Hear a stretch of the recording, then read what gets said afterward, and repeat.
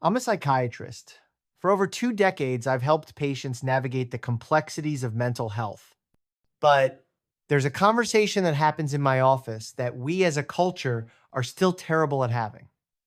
It's about weight, not as a moral failing, but as a direct and often unavoidable side effect of life saving medication. The CDC reports that over 41% of American adults meet the clinical criteria for obesity. That's more than 135 million people.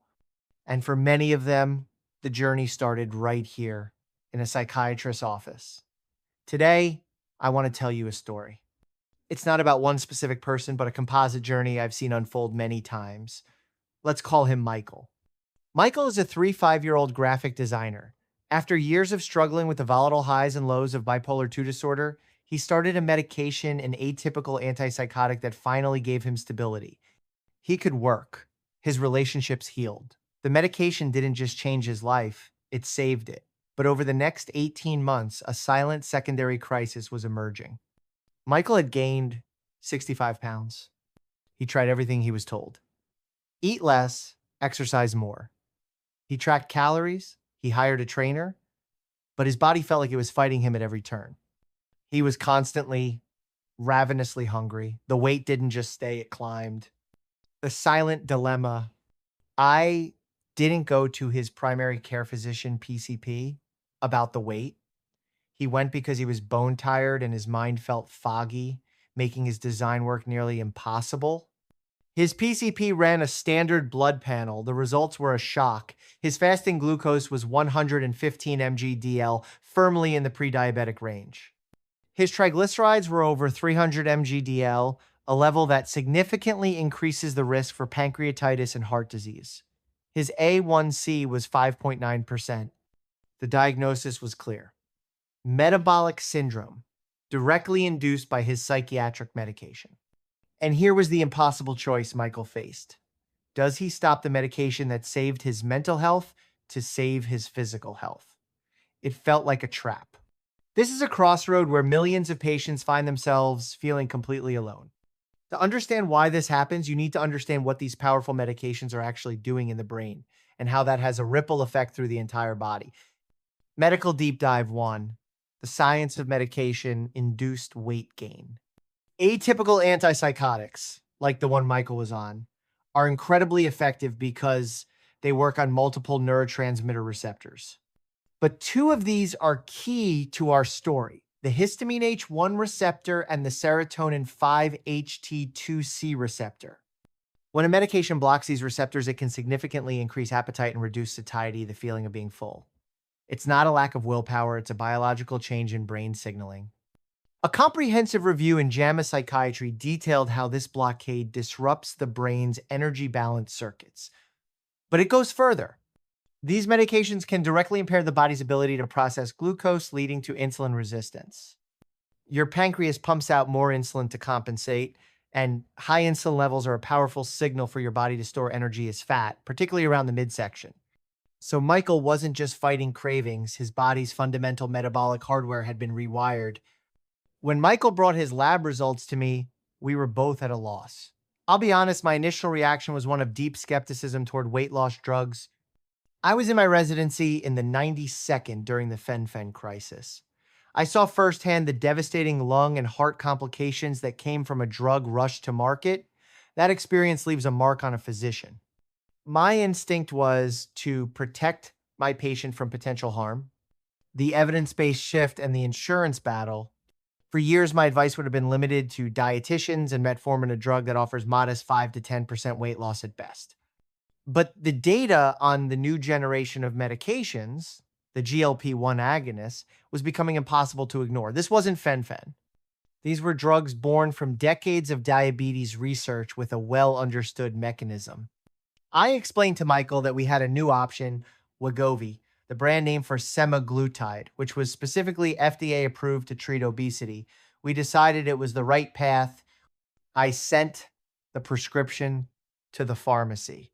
A week later, denied. The insurance company's utilization management team required a prior authorization. This is the bureaucratic hurdle. where your doctor has to formally justify to the insurance company why you need a specific, often expensive medication. We had to submit Michael's lab work, chart notes documenting his weight gain, and proof that he had tried and failed with lifestyle modification. After 2 weeks of paperwork and phone calls, we finally got the approval.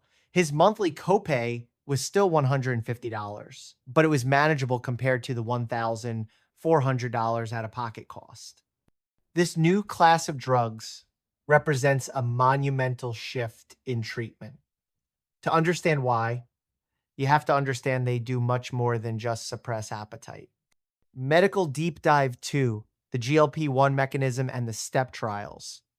GLP-1 stands for glucagon-like peptide 1. It's a natural hormone your gut releases when you eat. These new medications are synthetic versions of that hormone. They work in 4 key ways.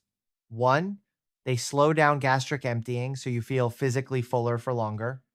2, they send signals to the appetite centers in your brain, specifically the hypothalamus, reducing hunger and cravings. 3, they increase your pancreas's insulin secretion in response to glucose, helping to control blood sugar. 4, they decrease glucagon, another hormone that raises blood sugar. The evidence for their effectiveness is robust. The landmark Step 1 clinical trial, published in the New England Journal of Medicine in 2021, studied over 1,900 adults with obesity but without diabetes. After 68 weeks, the group taking semaglutide lost an average of 14.9% of their body weight compared to just 2.4% in the placebo group. Crucially, they also saw dramatic improvements in the very cardiometabolic risk factors Michael was struggling with: blood pressure, cholesterol, and blood sugar. This data is what convinced me.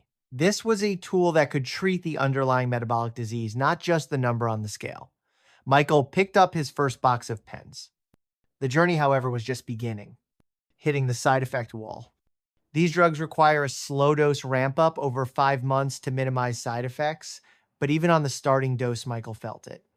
A persistent low-grade nausea and a fatigue that reminded him of his worst depressive episodes. 3 weeks in, he called me, ready to quit. He said, "I can't live like this.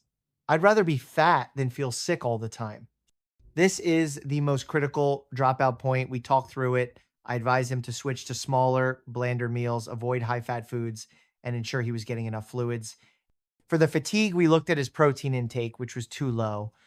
We made adjustments. It took another 2 weeks, but the side effects subsided. He pushed through. And then one morning, he noticed he'd eaten half his normal breakfast and felt completely satisfied. It was the first time in years he hadn't felt controlled by hunger. That was the turning point. Over the next year, Michael's story transformed. He used the medication as a powerful tool that allowed his lifestyle changes to finally work. The food noise in his head was gone. He could focus on nutrient-dense foods because he wasn't battling constant, biologically driven cravings. 1 year after his first injection, he had lost 55 pounds. His A1C was a healthy 5.1%. His triglycerides were normal. He was still on his psychiatric medication, mentally stable, and now, for the first time in years, metabolically healthy. These are not casual drugs. They are long-term treatments for a chronic medical disorder. The decision to take them requires a full medical workup and a serious conversation with your doctor. But for patients like Michael, caught in the crossfire between mental and physical health, they represent something we haven't had before, a way out of the trap. If Michael's story sounds like yours, know this: you are not alone, and this is not your fault.